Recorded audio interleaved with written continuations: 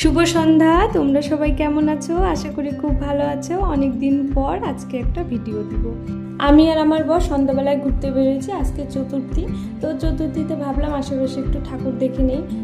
প্রথমেই বের হয়ে আমরা জলপাইগুড়ি তরুণদল ক্লাবে চলে গিয়েছিলাম। সেখানে অপূর্ব সুন্দর করে সাজিয়েছিল।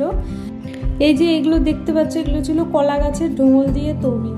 শুকিয়ে নিয়েছিল, শুকিয়ে নিয়ে তারপর মানুষ, বাচ্চা, মায়ের কোলে আছে, এই সমস্ত কিছু প্রকৃতির সুন্দর দৃশ্যগুলো দেখানো হয়েছে।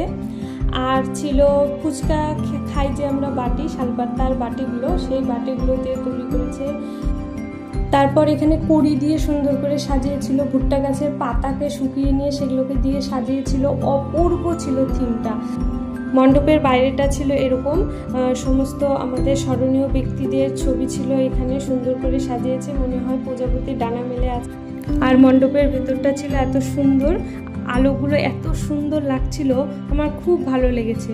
ঠাকুরটাও ছিল অপূর্ব সুন্দর। আপনারা এসে একবার হলেও দেখে যেতে পারেন।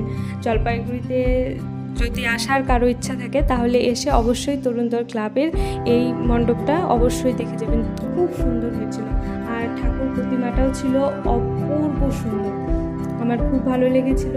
আমার তো দেখে মনটা খুব ভালো হয়ে গিয়েছিল, কারণ অনেকটা শরীর অসুস্থ ছিল, কিন্তু এটা দেখার পরে আমার মনটা খুব ভালো হয়ে গিয়েছিল। সবার দুর্গাপূজা খুব ভালো কাটুক, সবাই খুব ভালো থাকো, আর অনেক অনেক অনেক এনজয় করো। আর কে কোথায় ঘুরতে যাচ্ছ, কি প্ল্যান, কমেন্টে একটু একটু করে জানাবে অবশ্যই সবাই। আর এই ভিডিওটা কেমন লাগলো অবশ্যই অবশ্যই জানাবে সবাই। টাটা, ভালো থেকো।